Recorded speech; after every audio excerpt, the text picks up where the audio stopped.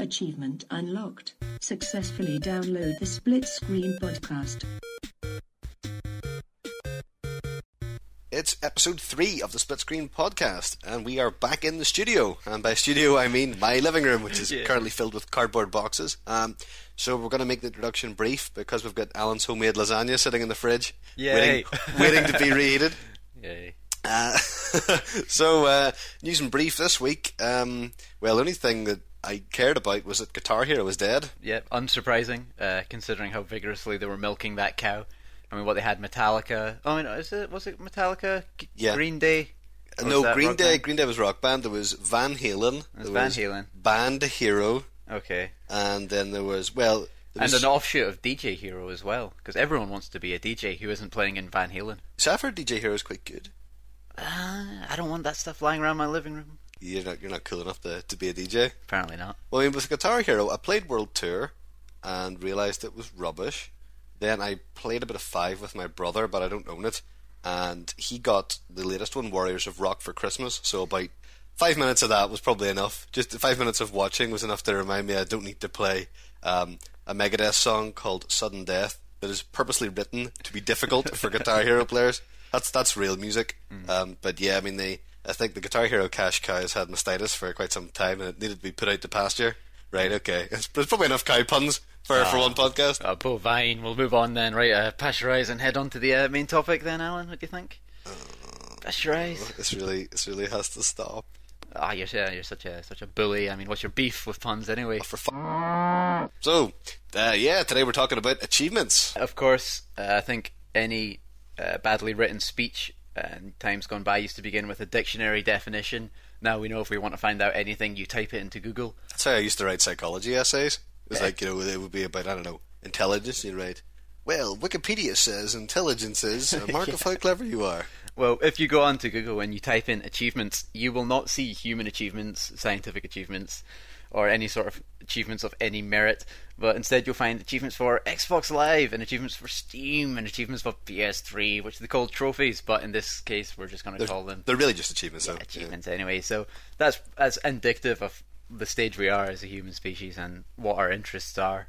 It sounds so strange. A real achievement should be like, how many bears can you beat up single-handedly? That's an achievement. Not how many people can you kill in Team Fortress. But certainly in the world of games, achievements they're kind of ubiquitous now, aren't they? Yeah, and I mean completely arbitrary when you stop and think about what they are, and that they're just little challenges that the developer will put into a game, and like there'll be little challenges like go beat this level, or try and get 10 headshots, or buy the DLC and play some more game. That's perhaps the developer's favourite achievement. Yeah, that's the one that comes with the highest score.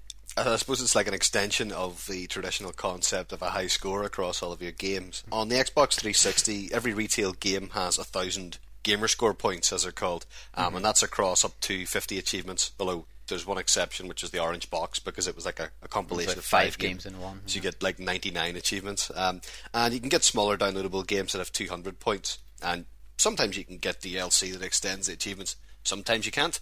And the individual achievements can be about, it's pretty much anything really. And there's no kind of check in place to see if one's harder than another. So it's not just the achievements that are arbitrary, but it's also the point values they've got. So one would be, if you complete Guitar Hero 3 on easy, you will get 5 points. Yeah. If you beat Gears of War on medium, you'll get 50 points. So it doesn't matter that Guitar Hero is really hard or anything. It's just totally up in the air, and it is totally pointless. But that doesn't stop all the competition and bragging that results from it. It's a little badge of honor when you play online. You can go into someone's profile, and that's the number you see at the top is their gamer score. And so whenever you go like, God damn, why is this guy killing me so much? And you go on, you see there's a score of like 200,000. You're like, okay, this is like a veteran here of many, many games. And he's killing me because he has to. It's the only way he knows.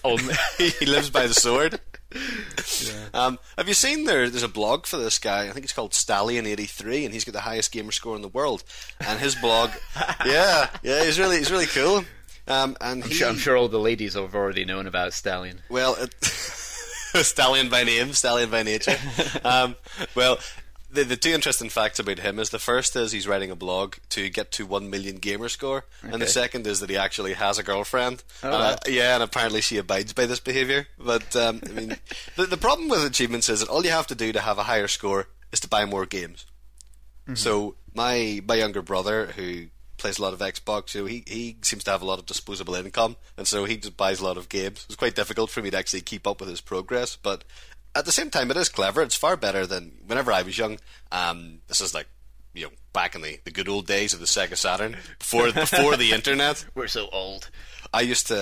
Me and my friend used to play Sega Rally, and so I'd write down my best lap times in a book and bring them in and try and beat him. And I normally did, so that was okay.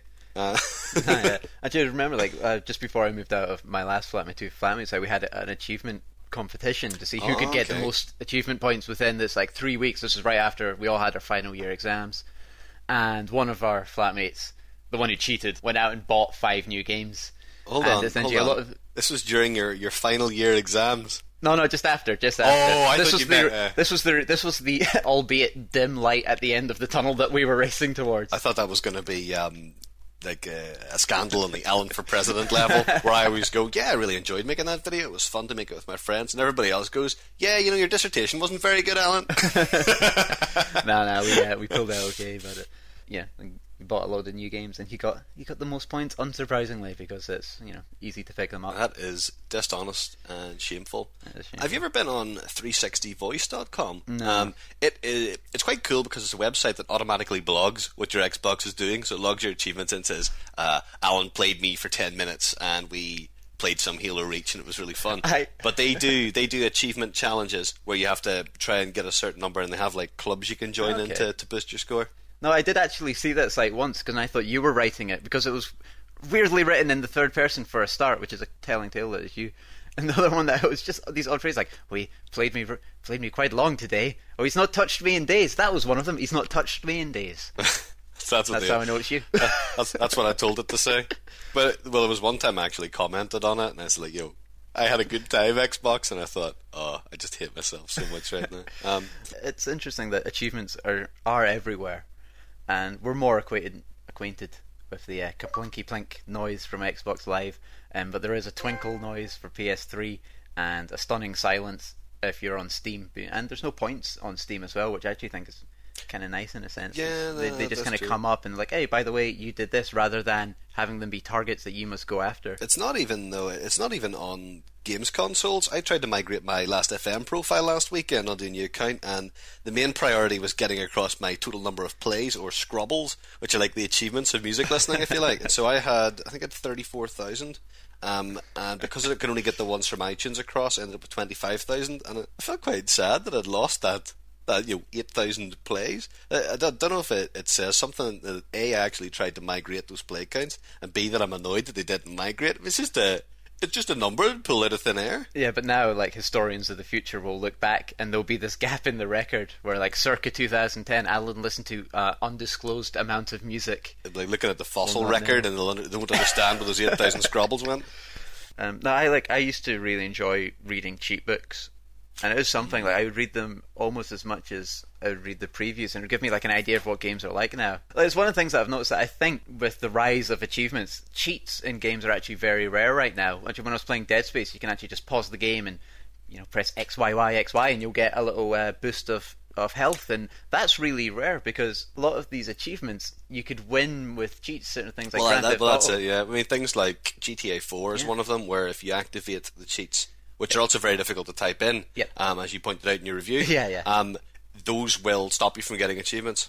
And the other one is that you're not even allowed to play a game on easy anymore. You're only allowed to play it on normal to get your achievement, and then if you play it on hard, which can only be done the second time you play through the game, of course, then you get another achievement. So there's obviously less guides around now for cheats, but there are many resources online on how to unlock achievements. One of the, I think, the most popular websites is Achievement Hunter, or I think it's Rooster Teeth. It's Rooster Teeth, the guys who did Red vs. Blue and The Stranger Hood. Yep, and it's weird now. I watch all of their videos I was watching one for stacking, how to unlock some achievement in stacking, and almost for me that's so this is what the game's like. My latest achievement horror was I was playing Halo Reach, and there's an achievement called If They Came to Hear Me Beg.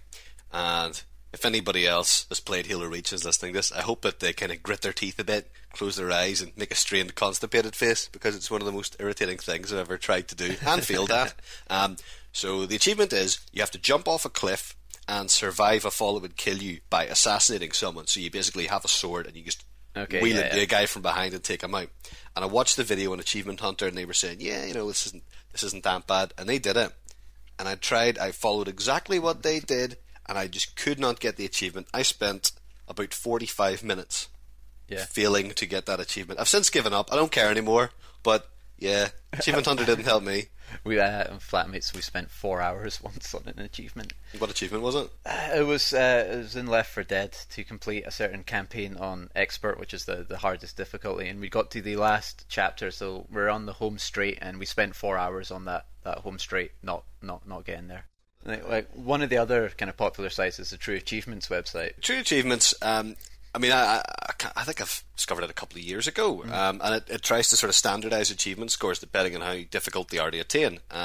So, for example, I've got 1,000 points in Bayonetta, so I've totally cleared that game out. Yep. And based on the information they've gathered from true achievement players, based on what achievements they've got and which they haven't got yet, it gets a true achievement score of 1888. So our personal gamer scores, this is where we whip out the e-penis for everyone to see. So mine is 35,130, but that equates to 48,905 in true achievement scores. So roughly about 15,000 more, they're saying. Yeah, so on mine I've got just over 17, I think it's 17,012, because I've got this oddity in the sort of world of game scores where I somehow picked up an achievement worth 2 points, and so that's been boosted up to I think just over 24,000. One nice thing on True Achievements is the game Dead Rising, where every achievement is worth 20 points, and so that you get 20 points for killing 5 zombies, which is the same as killing 20,000 is 50,000 to completing the game on the perfect level. So in True Achievements it kind of weights that, so killing 50,000 zombies now becomes like 100. And whereas, you know, picking up a weapon becomes like 5 or something like that. Taking a photo or something. Yeah. Another one that does that is Viva Pinata. I'm not sure about the sequel, but the original game, all the achievements are worth 20 points, regardless of difficulty. Viva Pinata is one of these games where the achievements are quite fun because they give you a very broad spectrum of what you can do in the game. But yeah, I mean, on the gamer score front, basically I win at life because my score's bigger than yours. So that's all there is to it. Debatable. So, like, achievements work on gamers' brains for like a very clear reason. I was reading this book about neuroscience, and which I've discovered that essentially means they do a lot of experiments on monkeys' brains. And this particular sadistic experiment involved planting an electrode into a monkey brain, and it was in the part which generates pleasurable feelings. And what the scientist would do is that he would do this experiment where he had 3 steps. The first step, he would sound a tone. And the second step, he would wait a few seconds, and then the third step, he would give the monkey a little drip of apple juice. The monkey is of course alive, because it's not science if it's not inhumane. In some sense. It wouldn't be 50s and 60s neuroscience experiments if they weren't stuffing the electrodes into a live monkey's brain. I actually think this was 80s, so it's the 80s. Yeah, it's fairly recent. Jeez. So what they would do, he did this experiment over and over, and he could then measure like which parts of the monkey's brain were firing. And so initially, what happens is just when the monkey gets the juice, brain lights up. It's like, this is really nice. Sounds just like my brain whenever I get apple juice. Exactly. And then after you keep repeating the experiment, when the tone sounded, the monkey would know that, oh, this means that there's juice coming up. So the brain would fire up then, and then it would wait. And then when it got the apple juice, it would be another little surge. So you'd get like a little double kick of like goodness coming out, or dopamine. So for those of you who have not done a degree in psychology, aren't well read like Craig, this is called conditioning. I suppose it's most famous by Pavlov, where he had like dogs salivating and he rang a bell and he got them to associate the sound of the bell with being fed. Basically achievements are a Pavlovian response. Yeah, it's exactly the same thing, that when you hear the kaplinky plink come up on Xbox Live, you get this little surge of dopamine comes out because you're getting rewarded. You're getting recognition. It feels good. It scratches a little itch in your brain. Especially whenever, you've just blown up a massive pile of guys with a rocket launcher and you hear kaplink, and then you find it's just that guy who's got the really bad internet connection logging into Xbox Live again, and you've got nothing. That's the thing, they found that in the experiment as well, that if he sounded the tone but never gave the monkey any apple juice, another part would fire, which was like the disappointment part. And that is like, because the sound for an Xbox, receiving an Xbox Live message is the same as an achievement. And I think whenever your friends come online, it's the same message as well. So it's a continual kaplink. The only one that's different is whenever you download something, and it goes like... Yeah, it's all generic, like Windows noises. Yeah. They need to expand that. I mean, Call of Duty's got like a really nice noise when it levels up,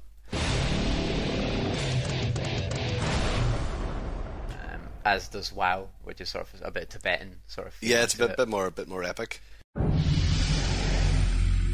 I don't know. I think if they changed the achievement noise now, there'd be mutiny. But it would be nice to have a slightly more subtle beep if somebody came online, just to go, bing, rather than, hey, achievement unlocked, your friend is online. Hey, that's a bit over the top. So like the point is that like the way that achievements come up, I do think it works, and that's why it feels good to get an achievement, and I'm not ashamed because all we have is monkey brains. But it's like it's only that it's only because like they recognize. I'm gonna need a minute. Wait a minute, is that too profound? All we have is monkey brains.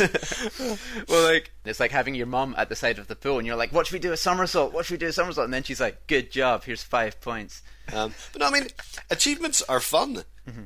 There's a difference between getting them because they're fun and getting them because you want to have a big number after your gamer tag. But the main reasons that I like them are because they keep you playing games that you'd normally shelve, so it adds value to it. So something like Fable 2 is a good example, where they're quite a lot of fun with achievements. Or, I don't know, Fallout 3, I probably wouldn't have played as much as I had if it wasn't for the breadcrumb trail of achievements. Yeah, they're a nice little kind of way of like showing up, like, by the way, did you know that in this game you can do this? And Dead Rising was one where, a sandbox game, you're in a mall, zombie apocalypse. And so a lot of the achievements were like, knock over 20 zombies with an umbrella. And it was like, oh, I didn't realise you could use the umbrella as a weapon. So you would then go out and use it. Or mixing juice or something like that and making recipes. I think for Dead Rising I would like 1,000 points just for finishing it, because I'm just finding it such a slog. The one I really liked was Half-Life 2 in the orange box, because I played the whole game for the PC and then I played it again for the Xbox, and you get an achievement for whenever you first get the crossbow on the level Highway 17. There's this guy standing across a bridge walking in front of a billboard, and you immediately just pin him straight to the board, and you get an achievement for that in the Xbox game. So I like that the developers had deliberately set it up to do that, and they rewarded you for having a bit of fun. It's kind of like, we know exactly what you were thinking here. But on the flip side, and I don't know about you, but like certainly for me, I feel that achievements can encourage bad behaviour. People will play games specifically for the achievements, and I've played through the Lost video game.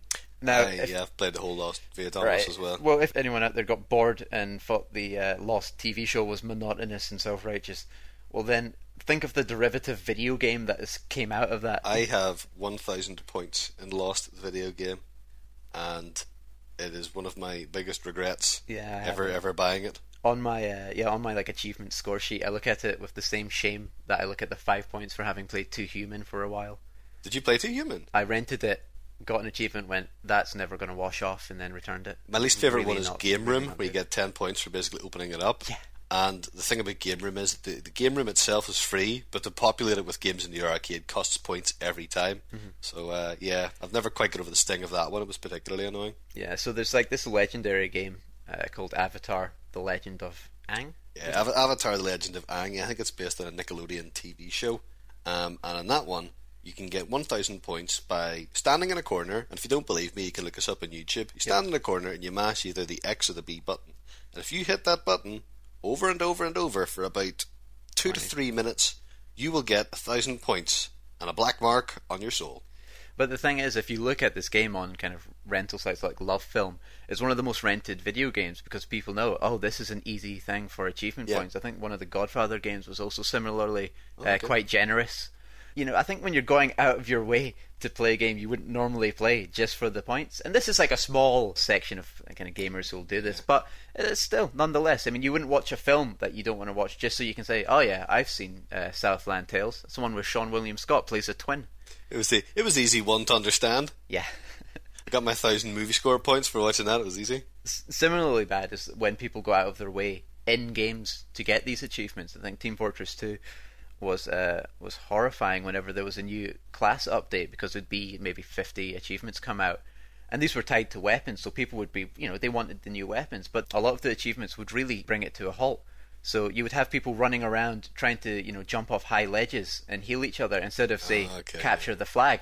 So what people did is they would make special maps called Achievement Box, where you go in and it's then people trying to, they call it farming the achievements. And again, we are back to how Team Fortress lost its way. Yeah. I think the worst achievements are the ones that either force you to arbitrarily collect items. Yes. The famous one is the Assassin's Creed flags. And they do absolutely nothing. Yep. Don't do anything. You collect the flags, in Assassin's Creed 2, at least you get a cool cape for collecting all the feathers. In Assassin's Creed 1, you get nothing apart from a slightly less flag-filled landscape. The other ones I don't like are kill X number of dudes with X weapon. Like Gears Dead of War is a Space. good one for that. Dead Dead Space. Space also. Or win a certain number of multiplayer games. Brutal Legend actually did that for both, where you had to win, say, 50 multiplayer games. Now, I think I've only played 8 or 9, because it's hard to get a game going there. That's no longer a game or an achievement. That's an endurance test. Yeah, and they also had the collect 200 collectibles around the world. What do you get for it in the game? Not much. Grand Theft Auto similarly, there were 200 pigeons scattered around New York, and you need to go find 200 pigeons. Crackdown, the first Crackdown, or so I hear, has one where you have to collect lots of agility orbs, and people actually quite like that. That is fun. I've got Crackdown, and that is fun because you see them up on a ledge, and you go, yeah, I can get to that. And it's all just about exploring. Then they're not like the flags in Assassin's Creed. They'll be hidden around the corner of a building that you would never have gone down. Whereas Crackdown, you only jump between buildings in that game, so they're kind of always in your path. Well, the problem with GTA is like they're pigeons. Imagine if you ran around Edinburgh killing pigeons. They just blend into the scenery, you know. But I don't know. What are the worst achievements? I think you told me Guitar Hero has got some. Yeah, Guitar Hero 3. Well, I have played Guitar Hero 3 for like a hell of a lot of time, nearly 50 days, I think. Yeah. So it's sort of right up there for most played games. I've got 190 points out of 1,000. And that's because most of the achievements are things like beat the game in Expert, get 5 stars in all the songs in Expert, beat the game in Expert with a friend who can also play the game on Expert, clear dragon forces through the fire and flames, clear it blindfolded, clear it in space, clear it underwater. And so they're all pitched at this level of extreme skill, and I just can't ever get to that level. It's just not possible. I actually looked up on True Achievements some of the hardest achievements. So the ones that the fewest number of people actually have. Yeah. And so these are the grand finalists. These are like the top 3. Okay. So one is for a game called Armored Core for Answer, which is a mech fighting game by Square Enix. And its hardest achievement is to get 10,000 wins in multiplayer matches. There's one for 10,000 kills. Okay. And so if you get 1 kill a match and won, then you would get that one. 2 people have that on True Achievements. I'm guessing those were the 2 people who sat down for a weekend and played each other. Probably the only 2 people that bought that game. Or it's the maker, designer, playtester. I don't know. Oh, maybe, yeah. Probably the developer and his daughter or something. He forced her under gunpoint to play it. The other one is Motion Sports, which is one of the Kinect launch games. The achievement's called Avalanche, where you can win platinum medals in every ski challenge. And I've heard that Motion Sports is pretty difficult to control. So presumably surviving a ski jump without breaking your legs is fairly difficult. Getting platinum medals, sort of impossible. One person has that in True Achievements, and they're probably not a very happy person. No. The other one that's very difficult, and this is actually quite a good one, is for Fight Night Round 4. And that's boxing to win, game, yeah? Yeah. And it's to win the heavyweight championship belt. So you have to beat whoever's, like a real belt, you have to beat whoever has the belt to get it. And you have to defend the belt 3 times, like 3 multiplayer matches every 72 hours. So 21 people have that. Nice. And I think that's a really good idea, actually. But it must suck if you're a completionist, having it there and not being able to get it. The other one that was famously bad was the Turok one, where you actually had to kill 50 people who were on your own team to get an achievement. And you can imagine what people thought of playing this online. It's bad enough everybody running around with a shotgun to get the shotgun achievement, but if everybody's running around killing their own teammates, it's not really conducive to a fun online experience. One of the best things about Call of Duty, and I think one of the reasons why it's a minor reason, but one of the reasons why its multiplayer is so strong is that there are no achievements tied to multiplayer. So you only have people in there who are, focused on the game. Well, I mean, it has its own reward. Like whenever you're playing Call of Duty, you rank up and you press siege and you get new unlocks. But it's nice that I could still play through the original Modern Warfare and get a sense of progression from it. And I think that's definitely the right way to do it. I mean, multiplayer achievements are poop. You don't like them? No, I don't like them. But bad achievements actually put me off buying games now, like Guitar Hero, because I know that I'll never win because it's just so far beyond my skill level. And another one is Ninja Gaiden 2, which I got for Christmas one year, and I'll never finish it, and the achievements are terrible. You get most of the achievements are weighted towards being amazing in that game. There only are like 5 people in Japan who can actually play at that level. I'm actually trying now to wean myself off the achievements when I'm playing a game. I was playing Call of Duty and there was one to kill 10 monkeys in 10 seconds or something like that. So when I got into the room during the story mission, and I wasn't enjoying this, and I went, oh, this is where I need to kill all the monkeys. And I was looking around. You're in a real anti-monkey rampage today. If you're not sticking electrodes into their brains, you're killing them in Call of Duty. And do you know what, listeners? This guy has a monkey on his Xbox Live character. I do. From Monkey Island, but he secretly hates them. Wants to murder them all. I showed you the other day. I have a coconut carved in the shape of a monkey as well. Yes, it's pretty cool. So I guess that's the shameful admission for this week's episode. It's probably not a coconut. It's probably a monkey skull. You've got a vendetta against monkeys. But when I was in this room with the monkeys, I actually had to try hard to like just ignore it and get on with the game, because I knew that, but this is a missed opportunity if I don't take it. And it's like, well, if the achievement wasn't there, I wouldn't be looking twice at this room. I wouldn't even stop to think about it. Stop and smell the monkeys. So I think it can be distracting as well. So I'm trying to not. If I get them, that's cool. But if I don't, that's okay. Because a lot of the old games we used to play, you never had achievements then. No, you didn't. But we have a special treat for you today, because we have come up with achievements that we thought would be fun to include in old games. So we're going to rattle through them, and hopefully we'll splice some nice music over the back of this to try. So I think you've got some music there. Yeah, that sounds suitably naff. Yeah, let's go with that. I'm sure we can think of something. So Craig, take it away. Here we go. So there's the Meat Locker achievement in Tomb Raider, which is to lock the butler in the freezer in Lara Croft's mansion. The Surgeon General's warning from Metal Gear Solid, which is to die of smoking. There's the get a load of the polygons on her, which is to see Meryl's underwear in Metal Gear Solid. And another one from Metal Gear Solid is breaking the fifth wall, which is where you play the game on an emulator and then you get stuck when you fight Psycho Mantis because you can't unplug your controller. There's the Flying Without Wings achievement in Grand Theft Auto, which is to fly the wingless dodo for 3 minutes. There's the My Precious achievement from Sonic the Hedgehog, which is to collect every ring in the first level. I've actually done that. There's 220 rings. There's the Darwin Award in Pokemon, which is to collect all 151 species of Pokemon and thereby drive the stability of the natural ecosystem down into the ground. Also in Pokemon, there's the Evolutionary Underachiever achievement for evolving a Magikarp. Now there's the Time Traveler achievement in any RPG, which is to reload to an earlier save and choose differently. For Deus Ex, there's one I like to call Rewriting History, which is whenever you save before the final boss and then you reload and watch every single ending in one game. The Security-Backed Subprime Mortgager achievement, which is to play as the banker in Monopoly and slide the $500 bills right off the top of the stack. Sorry, Mum, but I've been doing it for years. Monopolist from Theme Hospital is to build 10 drinks machines next to overheated radiators. Personal favourite here is the short-sighted achievement in Duck Hunt. That's to get a high score by jamming the light gun right up against the glass of the TV. How about How to Lose Friends and Alienate People from Streets of Rage 2, and that is to eat a turkey while you've got full health and your teammate's about to die. There's the Capitalist's Wet Dream achievement in Roller Coaster Tycoon, which is to raise the price of umbrellas to $50 during a rainstorm. And my personal favourite, the I'm Not Paying That Much achievement for Roller Coaster Tycoon, and that's to rename a roller coaster to either Casual Sex or Your Mum. It's the Measured Steroid Abuse achievement in Track and Field, which is to use a ruler to rapidly press the sprint button. There's the Tank Beats Everything achievement for Red Alert, which is to defeat an opponent by building only one type of unit. There's the Always Get It Up for the Touch of a Young Gun, my, what the fuck? There's the... Can't believe he sung that.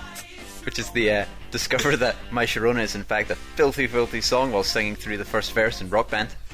There's the Craig Wilson Award, which is for New Super Mario Brothers, and that's to kill your fellow players 5 times by jumping on their head so they can't clear a platform. And the Alan Williamson Award, also known as the Mycologist, which is to eat all 4 mushrooms from one power block in New Super Mario Brothers. Well, there we go. We got to dig in at each other. We got through that in the end. It has to be done.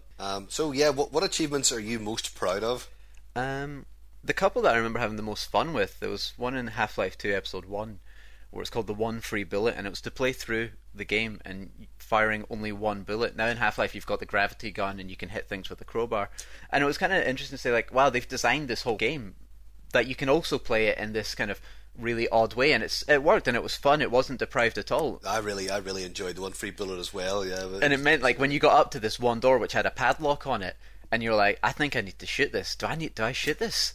I think this is it. And you then fire that one bullet and you're like, okay, let's hope that I don't need to do that again at the next door. So that was really cool. There was also a similar thing in Dead Space for just using the one type of gun.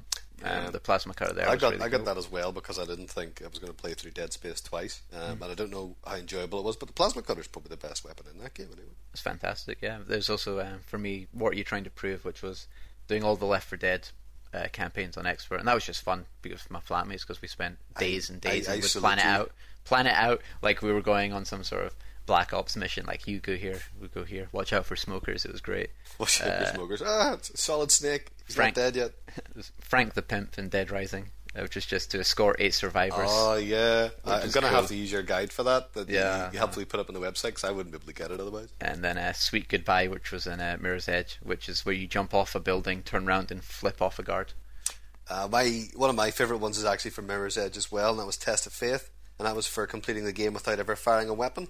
Okay. And did you not get that one? No, I couldn't do that. I got stuck at the first part and gave up and just started shooting things. Oh no, I felt like if you could do it, it was worth doing, and I think that's why I enjoyed it more, because the gunplay was pretty rubbish. It was pretty pants. But there's a bit at the very end of the game that's really, really difficult without firing a gun, and I felt like it actually achieved something. My other favourite ones are Unyielding from Trials HD, and that is to complete, I think it's Groundhog Returns the level's called, but you're not allowed to do it without taking your finger off the accelerator. And it's not that hard, but it took me a couple of hours, and I really enjoyed it because it gave me a new understanding for how the physics work. One of my other ones, more for the memory than anything else, is when I finished Halo 3 in Legendary, because we did an all-nighter with 4 people and 2 data projectors, and it was really, really fun. So that's us for another episode. I think next time we're going to talk about kind of online identities and avatars, but we'll keep that more secret until next time. In the meantime, please leave us any comments, feedback and suggestions on the website. There's a lovely comment thread you can go to. You can discuss it on Twitter. And if you enjoyed the podcast, please leave us a review on iTunes. If you didn't enjoy the podcast, don't leave a review on iTunes. Maybe somebody else will enjoy it. Yeah, that'll do.